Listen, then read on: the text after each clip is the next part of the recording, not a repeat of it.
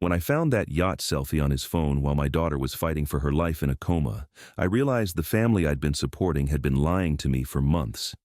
The phrase, "Dad's just being paranoid again," suddenly made perfect sense, and I knew I'd never see any of them the same way again. My name is Blaze. I'm 61 years old, and I've spent the last 28 years building my precision tool manufacturing business here in Spokane, Washington. We make specialized cutting tools for aerospace companies across the Pacific Northwest, and my reputation in the industry has allowed me to provide very well for my family. When people need tools that can cut through titanium with surgical precision, they call my company. That level of expertise and reliability has given us a comfortable life in our neighborhood overlooking the Spokane River. I married Sage when we were both young, and we raised my stepdaughter Harper together since she was 7. Harper's biological father, a guy named Derek, had been mostly absent during her childhood, showing up just often enough to disappoint her before vanishing again for months at a time. I stepped into that father role gladly, paid for her private school education, her college tuition at Washington State University, her wedding 3 years ago, and even helped her and her husband Knox buy their first house here in town. Harper meant everything to me, and I thought the feeling was mutual. 3 weeks ago, Harper was driving home from her job at the medical clinic when a drunk driver ran a red light and slammed into her car. The impact put her in a medically induced coma, and the doctors at Sacred Heart Medical Center told us it would be touch and go for several weeks. As her stepfather, I immediately took charge of everything, coordinating with the medical team, handling insurance paperwork, and making sure she had the best possible care. I've been practically living at the hospital, sleeping in the family waiting room, bringing coffee for the nursing staff, and doing everything possible to support Harper through this crisis. That's when I started noticing things that didn't quite add up. Sage seemed strangely distant during this family emergency, often disappearing for hours at a time with vague explanations about handling things at home. Knox, Harper's husband, was equally evasive, constantly texting someone and stepping out into the hallway for hushed phone conversations. When I asked about coordinating Harper's care or discussing medical decisions, they both seemed uncomfortable, exchanging glances I couldn't interpret. The nursing staff at Sacred Heart had grown to know me well during these 3 weeks of vigil. I brought them homemade cookies, learned their names, asked about their families, and always treated them with respect. One nurse in particular, a woman named River who worked the night shift, had become especially helpful in keeping me updated on Harper's condition when the doctors weren't available. River was about Harper's age, dedicated to her patients, and she seemed genuinely touched by my devotion to my stepdaughter. Yesterday morning, I was sitting beside Harper's bed, holding her hand and talking to her like the doctors recommended, when Knox came in looking frazzled. He said he needed to step out to make some calls, and in his hurry, he left his phone on the bedside table. When it buzzed with a text message, I glanced over and saw a name that made my blood run cold. Derek, Harper's biological father, who hadn't been in touch for over 2 years. Something about Knox receiving messages from Derek struck me as wrong. Why would Harper's absent biological father suddenly be in contact with her husband during the worst crisis of her life? My gut told me to investigate, and after 28 years of trusting my instincts in business, I've learned to pay attention when something doesn't feel right. Knox had stepped out for what he said would be a quick call, so I picked up his phone. That's when I found the yacht selfie that changed everything. There was Derek, grinning on the deck of an expensive yacht, cocktail in hand, with a message timestamp from just 2 days ago. But it wasn't just the photo that shocked me. It was the message thread above it that made my hands shake. Messages between Knox and Derek discussing timing, coordination, and something about making sure the old man doesn't interfere with the plan. As I scrolled through more of their conversation, I realized I was looking at evidence of something much bigger than I'd imagined. References to meetings, financial arrangements, and mentions of Sage being on board with everything painted a picture that turned my understanding of my family upside down. The yacht photo wasn't just Derek showing off. It was proof he'd been nearby this entire time, apparently coordinating something with my wife and son-in-law, while I maintained my bedside vigil with Harper. Looking back now, I realize how carefully they'd constructed the illusion of our happy family life here in Spokane.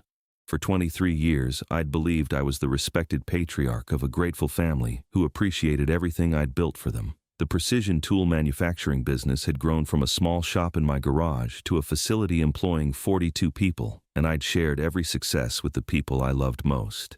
Sage had always seemed like the perfect partner for building this American dream. When we married, she was working as a dental hygienist. But once my business started generating serious income, we agreed she could focus on being a full-time mom to Harper. I was proud to be able to provide that stability, covering everything from our mortgage payments on our 4-bedroom colonial home to Harper's private school tuition at Northwest Christian Academy. Every month, I'd write checks totaling nearly $8,000 just for basic family expenses, and I did it gladly because I believed we were building something lasting together. Harper had grown into everything a father could hope for in a daughter. She excelled academically, played varsity tennis in high school, and chose to study nursing at Washington State University because she wanted to help people.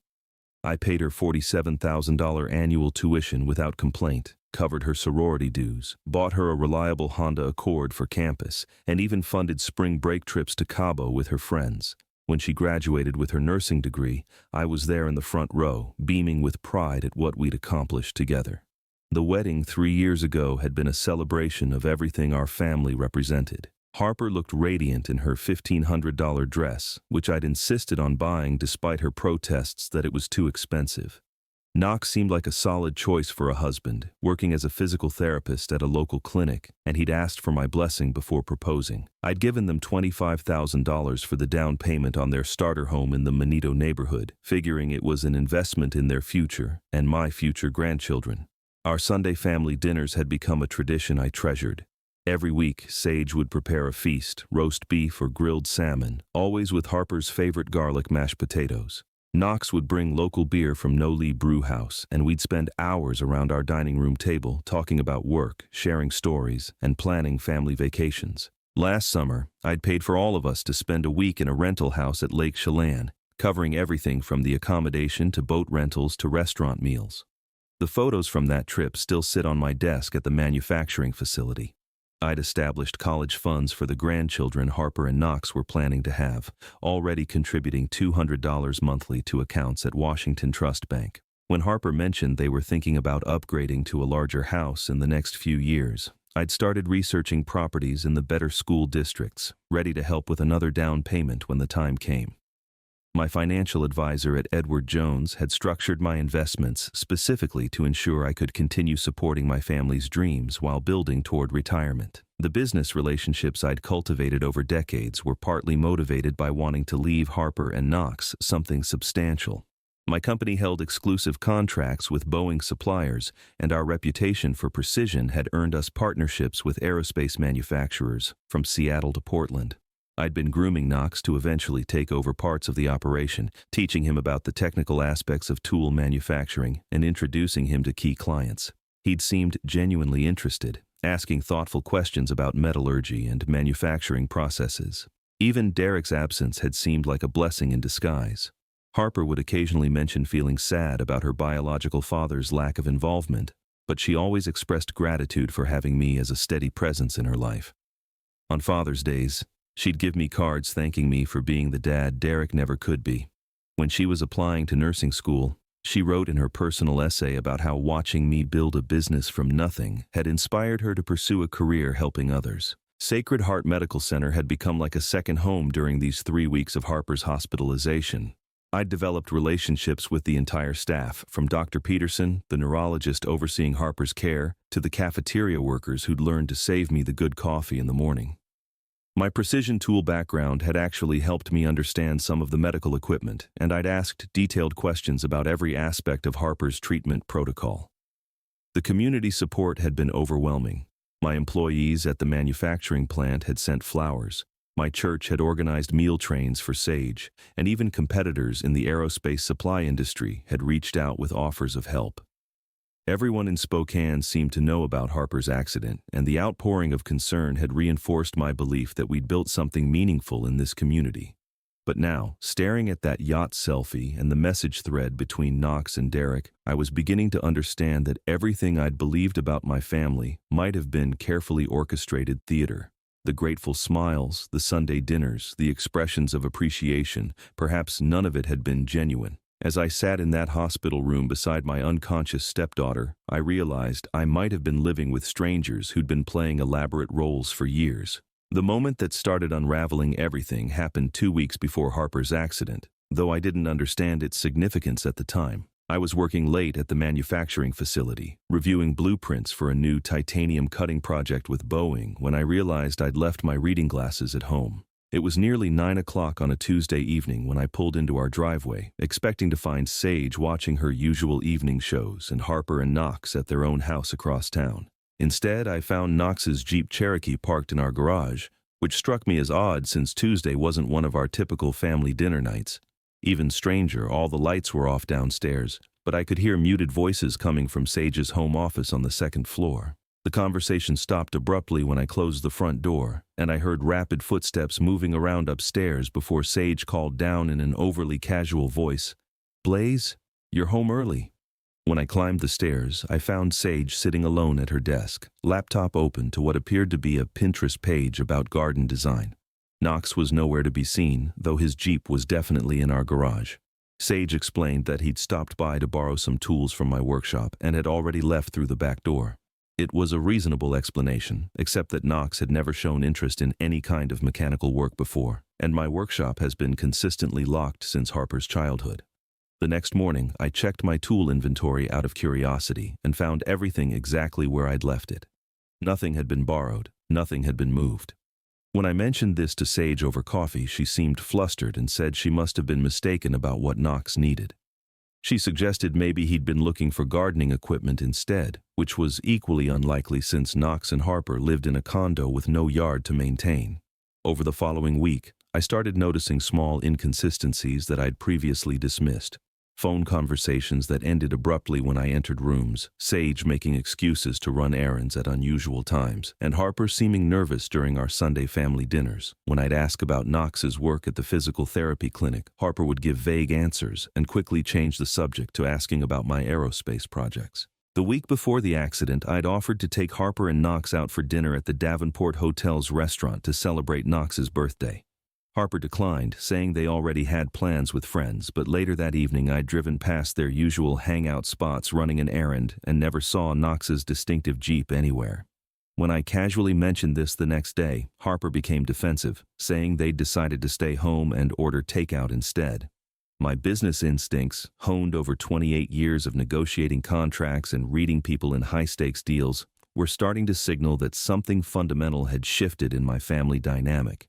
In the aerospace industry, you learn to pay attention to subtle changes in communication patterns, because a small misunderstanding about specifications can cost millions of dollars and endanger lives. The same analytical skills that had built my company were now picking up anomalies in my own home. 3 days before Harper's accident, I'd been reviewing our family's financial accounts at Washington Trust Bank when I noticed an unusual inquiry on my credit report. Someone had requested information about my business assets and personal net worth, but the inquiry came from a source I didn't recognize. When I called the bank to investigate, they explained that the inquiry had come from a legal firm in Seattle, but they couldn't provide more details without a formal request. I'd mentioned this to Sage, thinking it might be related to some kind of identity theft or fraud attempt, but she'd seemed unusually unconcerned. She suggested it was probably just a routine business credit check related to one of my aerospace contracts. Her lack of interest in a potential security breach affecting our family's financial information struck me as odd, since she'd always been vigilant about protecting our accounts and credit scores. The night before Harper's accident, Knox had called asking if he could borrow $5,000 for what he described as a temporary cash flow problem at the physical therapy clinic. He explained that they were waiting on insurance reimbursements and needed bridge funding to make payroll. I'd agreed immediately, writing him a check from my business account, but something about the request felt different from previous times I'd helped with their finances. Usually, when Harper or Knox needed financial assistance, they'd approach me together, often at our Sunday dinners, and they'd provide detailed explanations about what the money was for and when they expected to pay it back. This request had come out of the blue late in the evening, with Knox insisting it was urgent and needed to be handled before morning. The whole interaction felt rushed and secretive in a way that didn't match our family's normal communication patterns. Now, sitting in that hospital room with Knox's phone in my hands, looking at messages between him and Derek about timing and coordination, I was beginning to understand that these weren't random coincidences or memory lapses. The late-night meeting in Sage's office, the mysterious credit inquiry, the urgent loan request, they were all pieces of something that had been carefully planned, while I remained focused on my business and trusting my family completely.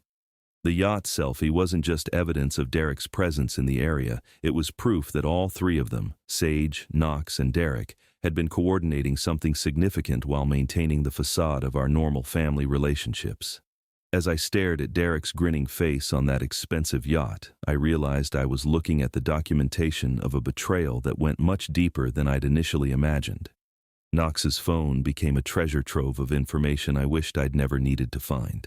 While he remained outside making his quick call, I methodically worked through his message history, email accounts, and photo gallery with the same systematic approach I used when analyzing aerospace manufacturing specifications. What I discovered made my 28 years of business experience feel worthless in preparing me for this level of personal betrayal. The messages between Knox and Derek went back 4 months, far longer than I'd initially realized.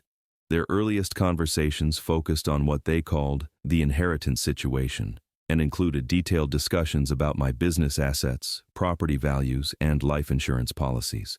Derek had apparently been researching my financial position while I'd been funding family dinners and grandchildren's college accounts, completely oblivious to his involvement in our lives.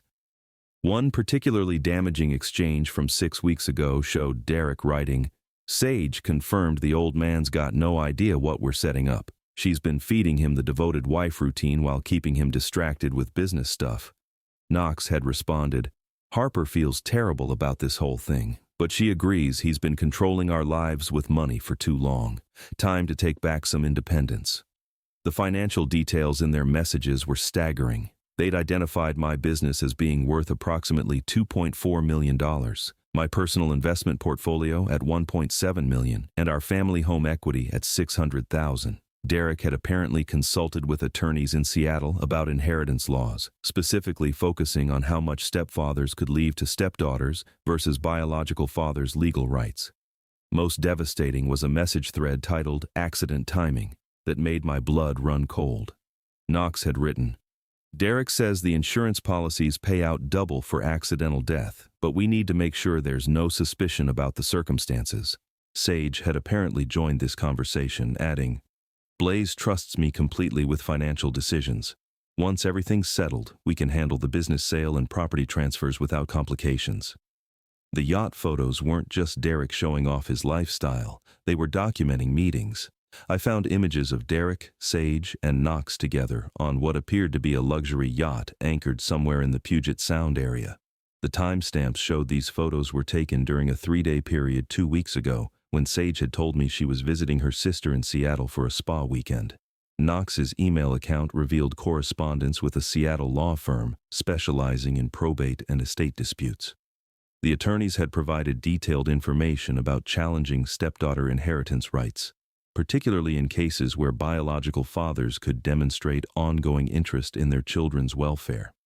Derek had apparently been building a case to claim that my years of financial support constituted inappropriate control rather than paternal love. The most chilling discovery was a folder of photos Knox had been collecting over months, documenting my daily routines, work schedule, and regular activities. Pictures of me leaving the manufacturing facility, arriving at church, shopping at the Rose Hours supermarket, even walking our dog around the neighborhood. The level of surveillance was professional, systematic, and clearly intended to establish patterns for something I was afraid to fully comprehend. Banking information in Knox's phone showed that Derek had been making substantial deposits into an account shared with Sage, apparently funding their coordination efforts while I'd been paying for Harper's medical school loans and their house mortgage. The irony of financing my own family's conspiracy against me would have been amusing if it weren't so terrifying. Text messages between Knox and Harper revealed her internal struggle with their plan. She'd written, "I can't keep pretending everything's normal when we're planning to destroy the man who raised me. This feels like we're becoming the kind of people we always said we'd never be." Knox had responded, "Your real father deserves to have a relationship with you, and Blaze has been preventing that for years by making you financially dependent." The final piece of evidence was a voice recording Knox had apparently made accidentally during one of their planning meetings. I could hear Derek's voice saying, "The old man's getting suspicious about something. Sage needs to keep him distracted until we're ready to move. Once Harper's out of the picture temporarily, we'll have the perfect opportunity to execute everything we've discussed."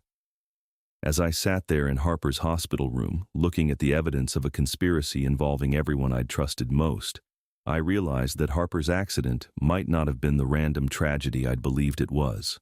The timing, the coordination, the level of planning evident in these messages, everything pointed to something far more sinister than a drunk driving incident.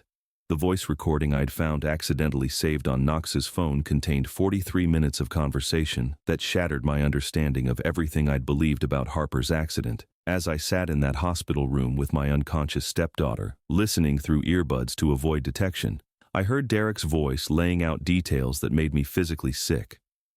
The brake line modification worked exactly as planned, Derek was saying to someone, presumably Sage and Knox. Harper's car went through that intersection at 45 miles per hour with no ability to stop. The drunk driver story gives us perfect cover, and now we've got the old man exactly where we need him, emotionally devastated and completely dependent on us for support during this crisis. Sage's voice responded. I still think we should have found another way. Watching Blaze suffer like this at the hospital makes me feel terrible about what we've done. Derek's reply was cold and calculating. Your stepdaughter needed to be temporarily removed from the equation so she couldn't interfere with our timeline. She's not supposed to die, just be incapacitated long enough for us to execute the financial transfers. Knox's voice joined the conversation. The doctors say she should recover fully, but the coma gives us at least 6 weeks to handle everything. By the time Harper wakes up, her stepfather's assets will be properly redistributed, and she'll be too grateful to her biological father for her recovery to ask difficult questions about the timing.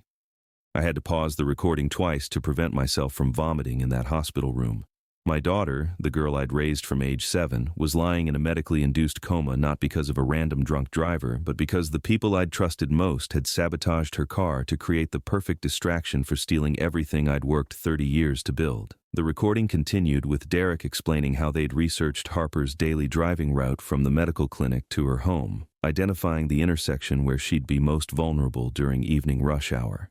They'd coordinated with someone described only as our contact in the police department to ensure the drunk driver would be positioned exactly where needed to create maximum impact while providing plausible deniability. Blaze is so focused on Harper's medical care that he's not paying attention to anything else, Sage explained in the recording. I've been handling all the insurance paperwork, and he's signed documents transferring temporary power of attorney to me for medical and financial decisions. He trusts me completely, which makes this almost too easy. The financial component of their plan was breathtakingly comprehensive. Derek had arranged for business valuation experts to assess my precision tool manufacturing company while I maintained my hospital vigil.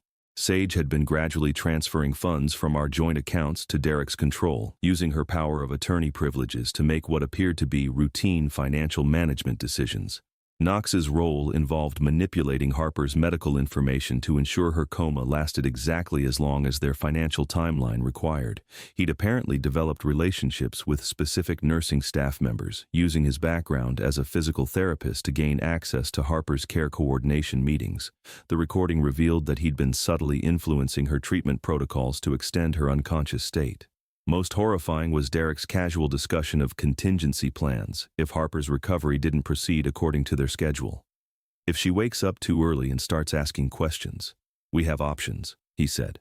Medical complications happen all the time in coma patients.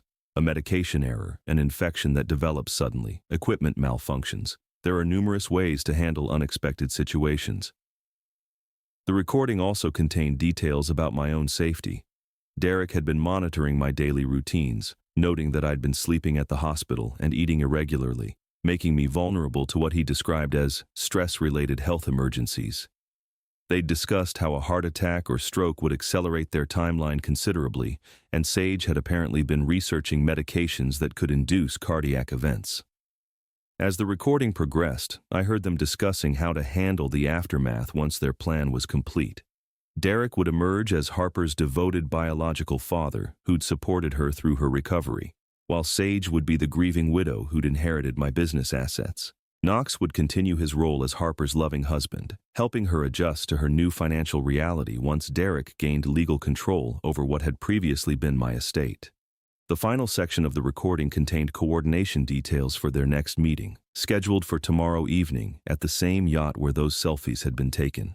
Derek wanted to finalize the timeline for my planned accident, which was apparently scheduled to coincide with Harper showing signs of improvement, creating the perfect emotional context for a stressed stepfather succumbing to the overwhelming relief of his daughter's recovery. As I finished listening to that 43-minute recording, I realized I was sitting beside the hospital bed of a daughter who'd been deliberately put in a coma so that the people I'd trusted most could systematically steal everything I'd built while planning to kill me in a way that would appear natural and stress-related. The yacht selfie hadn't just been evidence of their coordination, it had been documentation of the most elaborate family betrayal I could have imagined. That's when I realized my family had been lying to me for years, and the phrase, "Dad's just being paranoid again," suddenly carried a completely different meaning.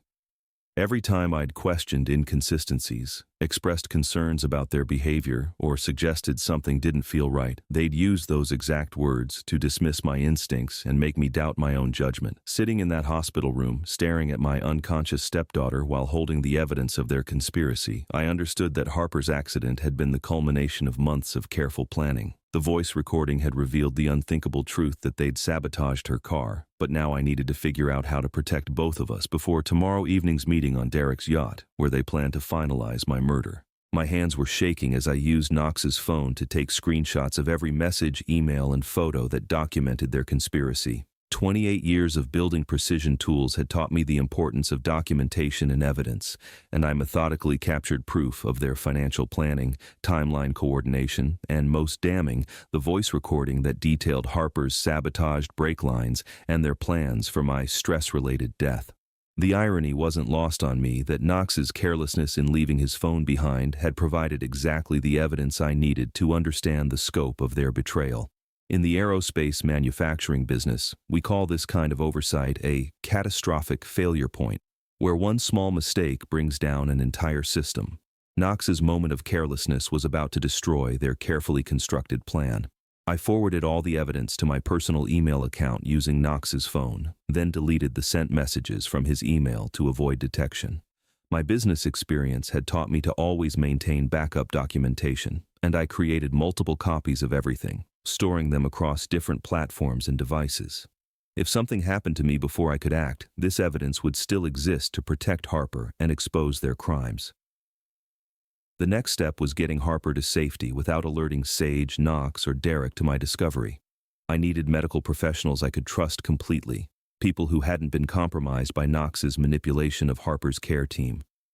River, the night shift nurse who'd been so supportive during my vigil, seemed like my best option since she wasn't part of Knox's established network within the hospital. When River arrived for her evening shift, I asked if we could speak privately about Harper's care. I showed her selected portions of the evidence I'd discovered, particularly the voice recordings discussing Knox's manipulation of Harper's treatment protocols and the references to medical complications as contingency plans. River's face went white as she realized the implications of what I was showing her. "Mr. Peterson," River said, using the surname I'd been going by since marrying Sage, "what you're describing is attempted murder, and your stepdaughter's life is in immediate danger if this person has access to her medical care." She immediately contacted Dr. Peterson, the neurologist overseeing Harper's case, and within 30 minutes I was sitting in a secure conference room explaining the situation to the hospital's chief medical officer and security director. The hospital administration took immediate action to protect Harper. They transferred her to a secure wing with restricted access, assigned new nursing staff who hadn't been exposed to Knox's influence, and contacted law enforcement to report the suspected sabotage of her vehicle and ongoing threats to her medical care. Knox's access to Harper's room was immediately revoked, though they agreed to keep this change secret until police could coordinate arrests. Dr. Peterson reviewed Harper's treatment records and found subtle inconsistencies that aligned with Knox's recorded admissions about extending her coma. "Someone has been interfering with her care," he confirmed. "Her neurological responses have been stronger than her chart indicates, suggesting medications or procedures that aren't officially documented. With proper treatment, she should regain consciousness much sooner than we've been projecting."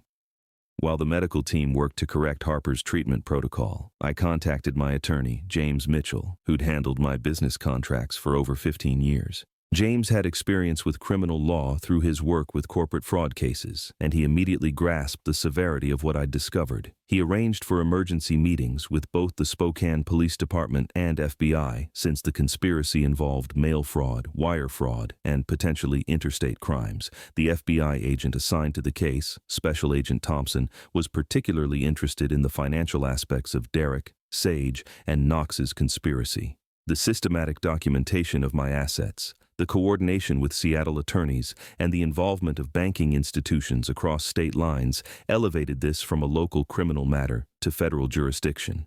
Agent Thompson explained that they could use tomorrow night's yacht meeting as an opportunity to record Derek, Sage, and Knox finalizing their plans while federal agents documented everything. "We'll need you to attend that meeting as planned," he said, "but you'll be wearing recording equipment, and we'll have surveillance teams positioned to intervene if the situation becomes dangerous." As evening approached, I realized that Knox would be returning soon to collect his phone, and I needed to act completely normal to avoid arousing suspicion before tomorrow night's operation. The next 18 hours would require the performance of my lifetime, pretending to be the grieving, trusting stepfather, while federal agents prepared to document my family's conspiracy to commit murder. Knox returned to Harper's hospital room 40 minutes later, apologizing for the lengthy phone call and seeming completely unaware that his device had just provided the FBI with a complete blueprint of his conspiracy to commit murder. I handed him his phone with a concerned father's expression, asking if everything was all right with the urgent work situation that had required such a long conversation. "Just some complications with insurance paperwork," Knox replied, slipping the phone into his jacket pocket. "You know how these medical billing issues can drag on forever." The casual lie rolled off his tongue so easily that I wondered how many thousands of deceptions I'd missed over the years, how many times he'd manipulated conversations while I'd trusted every word completely. Special Agent Thompson had coached me through maintaining normal behavior patterns while wearing the sophisticated recording equipment they'd provided. The device, designed to look like a standard heart rate monitor that would be entirely appropriate for a stressed father spending weeks at his daughter's bedside, would capture every word of tomorrow evening's yacht meeting while transmitting real-time audio to FBI surveillance teams. Sage arrived at the hospital around 7 o'clock, bringing me a homemade dinner of pot roast and vegetables, the same meal she'd prepared for our family countless Sunday evenings over the past decade. She sat beside me, rubbing my shoulders and expressing concern about how the stress was affecting my health, suggesting I should consider getting some rest at home instead of maintaining this exhausting hospital vigil. "You look terrible, honey," she said, her voice full of what I now recognized as completely fabricated concern. "I'm worried you're going to make yourself seriously ill if you don't start taking better care of yourself. Harper wouldn't want you to sacrifice your health for her sake." The irony of her expressing concern about my health while planning my murder was so profound, I had to concentrate on breathing normally. Dr. Peterson appeared during visiting hours with an update about Harper's condition that aligned perfectly with what the FBI had planned. "We're seeing encouraging signs of neurological improvement," he announced. "Harper's brain activity has increased significantly, and we're cautiously optimistic about beginning the process of reducing her sedation over the next few days." Sage and Knox exchanged what they probably thought was a subtle glance, but I now recognized as coordination about accelerating their timeline. If Harper was recovering faster than expected, they'd need to execute their plan for my stress-related death before she regained consciousness and potentially interfered with their financial manipulations. "That's wonderful news," Sage said, squeezing my hand. "Maybe we should celebrate quietly. Why don't you come home tonight, get a proper shower, and sleep in your own bed? I'll stay here with Harper, and tomorrow we can discuss how to handle the next phase of her recovery together." Knox nodded enthusiastically. "Actually, I was thinking we should all get together tomorrow evening, maybe somewhere peaceful where we can process this good news properly. Derek called earlier. He's in town and wants to be supportive during Harper's recovery. I know you two have had your differences, but family should come together during times like this." The setup was so transparent I couldn't believe I'd missed similar manipulations throughout our years together. They were positioning tomorrow evening's yacht meeting as a family reconciliation gathering, creating the perfect emotional context for my planned heart attack, brought on by overwhelming relief about Harper's improvement combined with the stress of accepting Derek back into our family dynamic. "Derek's in town?" I asked, trying to sound surprised rather than terrified. I thought he was living somewhere on the East Coast. When did he arrive? A few days ago, Knox replied casually.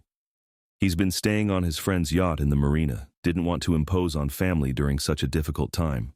But now that Harper's improving, he thinks it would be appropriate to reconnect and maybe discuss his role in supporting her recovery. Agent Thompson had prepared me for this exact conversation, explaining that they'd coordinate with marina security to position surveillance equipment around Derek's yacht while making arrangements for rapid response if the situation escalated beyond recording their conspiracy. The FBI had also coordinated with local emergency services to ensure immediate medical support would be available if Derek and his accomplices attempted to induce the cardiac event they discussed in Knox's recording.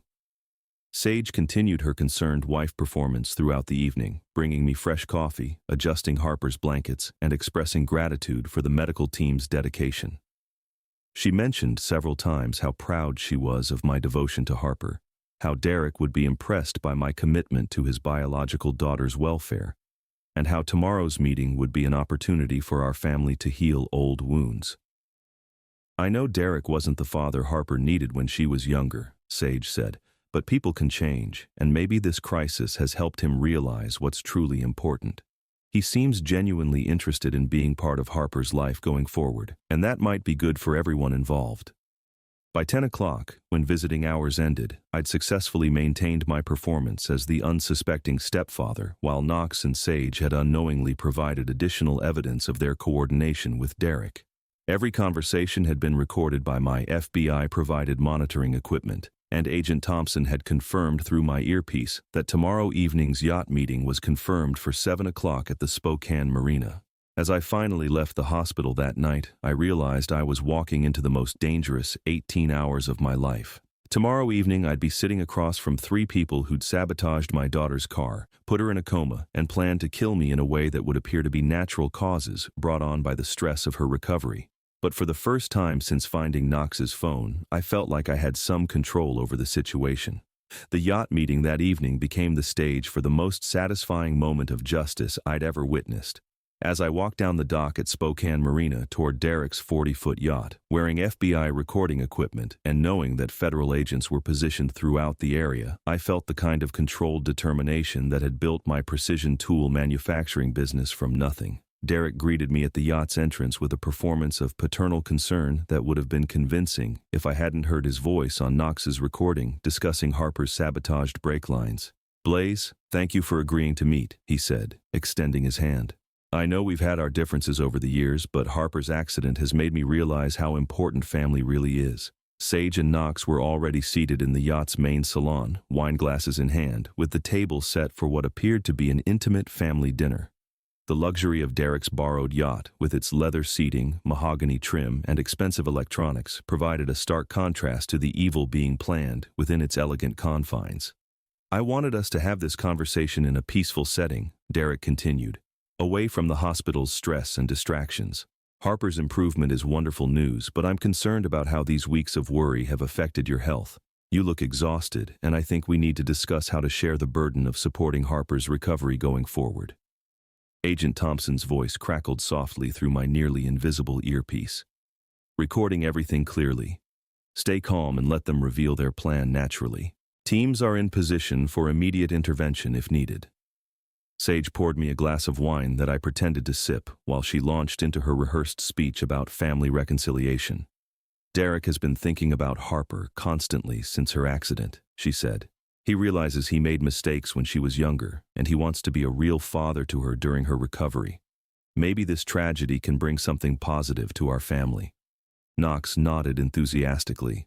"Harper's going to need extensive physical therapy as she recovers, and Derek has resources that could really help. He's been successful in business, he understands medical care, and he's genuinely committed to being present in Harper's life from now on." Derek leaned forward, his voice taking on what I now recognized as a practiced tone of sincerity. "Blaze, I want to acknowledge everything you've done for Harper.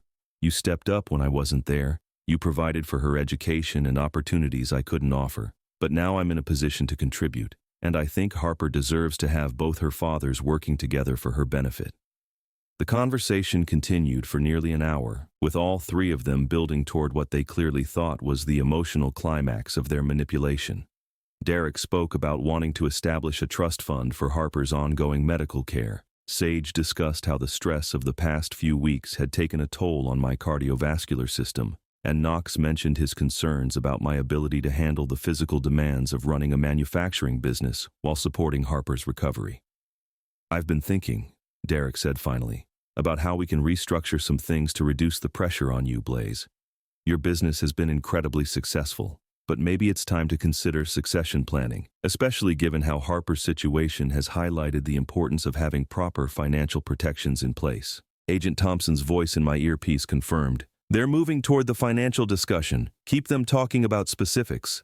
Sage reached across the table and took my hand. "Honey, Derek has some ideas about how we can secure Harper's future while making sure you're not carrying all this responsibility alone. Maybe it's time to consider some changes that would give you more flexibility to focus on family instead of business pressures." Knox pulled out a folder of documents that I now knew contained forged papers designed to transfer my assets to Derek's control while creating the legal framework for my planned accident. As he spread the papers across the yacht's dining table, explaining how the arrangements would benefit everyone involved, I could hear the FBI surveillance teams positioning themselves closer to the yacht. These documents would establish Derek as Harper's primary medical and financial advocate, Knox explained, while ensuring you maintain your role as her loving stepfather without the stress of handling everything alone. It's really the best solution for Harper's long-term well-being. Derek smiled as he pointed to signature lines on multiple documents. "Once Harper's fully recovered, she'll understand that this arrangement gives her the security and support system she needs. You've done enough, Blaze. It's time to let others share the responsibility." That's when I looked directly into Derek's eyes and said the words that changed everything. When I found out why Harper's brake lines were cut, I realized the family I'd been supporting had been lying to me for years. You should know that every word of this conversation has been recorded by the FBI. The transformation on their faces was instantaneous and devastating. Sage's wine glass slipped from her hand, shattering on the yacht's polished floor. Knox's mouth fell open as he stared at me in complete shock. Derek's confident expression crumbled into panic as he realized their elaborate conspiracy had been completely exposed. "The voice recording on Knox's phone was particularly helpful," I continued calmly. 43 minutes of you three discussing Harper's sabotaged car, timeline coordination, and plans for my stress-related heart attack. The FBI has been listening to everything we've discussed tonight, and federal agents are currently surrounding this yacht. Within seconds, the yacht's salon filled with FBI agents wearing tactical gear. Special Agent Thompson announced their arrests for conspiracy to commit murder, attempted murder, fraud, and racketeering. As they handcuffed Derek, Sage, and Knox, I watched 23 years of lies and manipulation finally receive the justice they deserved. The arrests on Derek's yacht that evening triggered a cascade of consequences that completely dismantled the lives my family had built through decades of deception. Within 48 hours, federal agents had seized all of Derek's assets, including the yacht where we'd held our final meeting, and frozen every bank account connected to their conspiracy, leaving Sage and Knox with nothing but legal bills and the wreckage of their calculated betrayal. Sage's arrest made front-page news in the Spokane Spokesman Review under the headline, "Local Wife Charged in Murder Plot Against Husband." The article detailed how she'd used her power of attorney privileges to systematically transfer nearly $400,000 from our joint accounts to Derek's control, while maintaining the facade of a devoted wife supporting her husband during their daughter's medical crisis. Knox's professional career evaporated immediately when the Washington State Licensing Board received FBI evidence of his manipulation of Harper's medical care. His physical therapy license was permanently revoked, and the clinic where he'd worked for 5 years terminated his employment within hours of his arrest. The medical community in Spokane is relatively small, and word spread quickly about his role in extending Harper's coma for financial gain. Derek, as the mastermind of the conspiracy, faced the most serious charges. Federal prosecutors presented evidence showing he'd spent months researching my business assets, coordinating with Seattle attorneys to challenge inheritance laws, and ultimately planning my murder using methods designed to appear natural. His previous criminal record, which I'd never known about, included fraud convictions from California that elevated his current charges to habitual offender status. The financial recovery process revealed the staggering scope of their planning. FBI forensic accountants discovered that Sage had been systematically documenting our family's assets for over 8 months, creating detailed inventories of everything from my business equipment to our household jewelry. Derek had received copies of tax returns, insurance policies, investment statements, and even my will, which Sage had photographed and transmitted without my knowledge. Harper's recovery accelerated dramatically once Knox's interference was eliminated from her medical care. Dr. Peterson explained that her neurological responses had been artificially suppressed through subtle medication adjustments and treatment modifications that Knox had coordinated with compromised nursing staff. Within a week of proper treatment, Harper began showing signs of consciousness, and within 2 weeks, she was able to communicate clearly. The conversation with Harper about what had happened was the most difficult discussion of my life. Sitting beside her hospital bed, explaining how her husband had sabotaged her car and manipulated her medical care while coordinating with Derek and Sage to kill me for inheritance money, I watched my daughter process the complete destruction of everything she'd believed about her family. "Knox kept telling me you were too controlling with money," Harper said, tears streaming down her face. "He said Derek wanted to be part of my life again and that you were preventing that relationship because you were jealous of losing your position as my father. I never imagined they were planning something like this."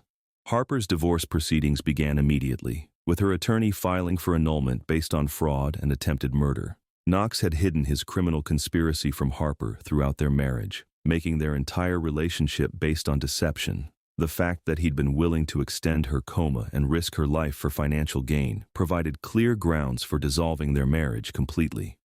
The insurance investigation into Harper's accident revealed sophisticated sabotage that could have killed her instantly if circumstances had been slightly different. The brake line cuts were precise and timed to fail at maximum speed, while the positioning of the drunk driver had been coordinated to ensure maximum impact. Only Harper's skill as a driver and random factors had prevented her death rather than the planned coma. Sage's betrayal extended far beyond the immediate conspiracy.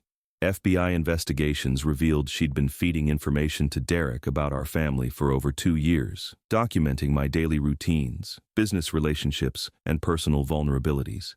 She'd systematically created opportunities for Derek to research my assets while maintaining the performance of a loving wife who supported my business success. The community response in Spokane was overwhelming. Employees at my precision tool manufacturing company organized support rallies, local business leaders denounced the conspiracy publicly, and Sacred Heart Medical Center implemented new protocols to prevent family members from manipulating patient care. The story became a cautionary tale about trust and financial security that resonated throughout our community. My attorney, James Mitchell, coordinated with federal prosecutors to ensure I recovered every dollar that had been stolen or transferred during the conspiracy. The courts ordered full restitution, though Derek's seized assets were insufficient to cover everything they'd attempted to steal. Sage and Knox's financial resources were completely exhausted by legal fees and court-ordered payments.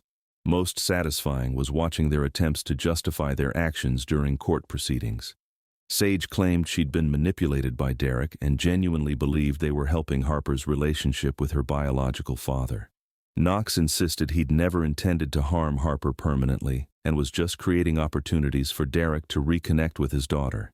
Derek maintained that he'd been trying to reclaim his rightful place in Harper's life after years of being excluded by an overprotective stepfather. The federal judge rejected all their excuses during sentencing, stating that their conspiracy had endangered an innocent woman's life while targeting a man whose only crime was providing generous financial support to people who responded with calculated murder plans.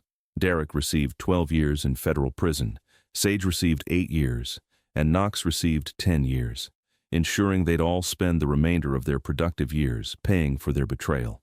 Today, 18 months after that yacht meeting where justice was finally served, Harper and I have built a relationship based on complete honesty rather than the financial dependency that Derek, Sage, and Knox had manipulated for their own purposes. We live in a beautiful home in Coeur d'Alene, Idaho, just across the state line from Spokane, where Harper works as a trauma nurse at Kootenai Health, and I've established a smaller, more focused precision tool operation serving regional aerospace suppliers. The phrase, "when I realized my family had been lying to me for years," has become something of a family motto between Harper and me. reminding us both of the importance of transparent communication and genuine relationships. We've learned to discuss financial matters openly, make decisions together as a real family unit, and never again allow money to become a tool for manipulation or control in our lives. Harper's recovery, both physical and emotional, has been remarkable to witness. The neurological damage from her sabotaged accident was less severe than initially feared, and her natural resilience has carried her through months of rehabilitation and therapy. She's chosen to specialize in trauma nursing, saying that her experience with betrayal and recovery has given her unique empathy for patients dealing with life-altering crises. Our new life in Idaho represents a fresh start, built on lessons learned from 23 years of carefully orchestrated deception. The precision tool business I've established here employs 12 people and focuses on quality over quantity, allowing me to maintain the professional satisfaction I've always enjoyed while keeping our lives manageable and secure. Harper and I make all major decisions together, and she's learning the business aspects that will eventually allow her to inherit a company she truly understands. The legal aftermath of Derek, Sage, and Knox's conspiracy continues to provide ongoing satisfaction. Derek's appeal of his 12-year federal sentence was denied, and he remains in a Colorado federal prison facility with the earliest possible release date in 2035. Sage's attempts to reduce her 8-year sentence failed when prosecutors demonstrated the sophisticated level of her financial manipulation and emotional deception. Knox lost his final appeal 6 months ago and is serving his 10-year sentence in a Washington state facility. More importantly, the FBI investigation exposed a network of similar inheritance fraud schemes that Derek had been developing across multiple states. Federal prosecutors used evidence from our case to pursue charges against attorneys, financial advisors, and medical professionals who'd been facilitating these conspiracies. Our experience helped protect other families from becoming victims of similar betrayals. Harper's perspective on the entire experience has evolved from initial devastation to a kind of grateful understanding. Finding out that Knox was willing to extend my coma for money was horrible, she told me recently. But discovering that my stepfather was willing to risk his life to protect me showed me what real love looks like. I'd rather know the truth about both situations than continue living in the illusion they'd created. The community support we've received in both Spokane and Coeur d'Alene has been overwhelming. Business relationships I'd built over decades remained strong despite the scandal, and several aerospace companies followed my new operation to Idaho specifically because they valued the integrity and precision that had defined my work for 30 years. The precision tool industry is small enough that reputation matters more than location. Our financial situation is more secure now than it ever was during the years when I was supporting Sage and Knox's deceptive lifestyle. Without their constant drain on resources, Harper and I have been able to establish genuine savings, investment portfolios, and business assets that belong to people who actually appreciate their value. We've also created legal protections and documentation that would prevent anyone from manipulating our assets or decisions in the future. Harper has started dating a fellow trauma nurse named River, coincidentally the same name as the night shift nurse who helped expose Knox's medical manipulation during Harper's hospitalization. Their relationship is built on complete honesty about our family's experience, and River has proven to be someone who values genuine connection over financial advantage. The most profound change has been in how Harper and I communicate about everything from daily decisions to long-term planning. We've learned to recognize manipulation tactics, discuss financial matters openly, and never again allow anyone to use money as a tool for controlling our relationship. The trust we've rebuilt is stronger than what existed before because it's based on truth rather than dependency. When I think about that yacht selfie I found on Knox's phone while Harper was fighting for her life in a coma, I realize it represented the moment when lies finally gave way to truth. Derek's grinning face on that expensive yacht was documentation of a conspiracy that ultimately destroyed 3 lives while freeing 2 people to build something genuine together. The precision tool business I've spent my career perfecting taught me that the smallest measurement errors can cause catastrophic failures, but the same principle applies to relationships. Derek, Sage, and Knox made one critical error in their elaborate deception, leaving evidence that exposed 23 years of lies and manipulation. Their catastrophic failure became Harper's and my foundation for building a life based on truth, respect, and genuine love. Today, when people ask about our experience, I tell them that discovering betrayal was devastating, but discovering who really cared about my well-being was life-changing. Harper and I have created something that Derek, Sage, and Knox never could have understood. A family relationship built on mutual respect rather than financial manipulation, and it's more valuable than any inheritance they could have stolen.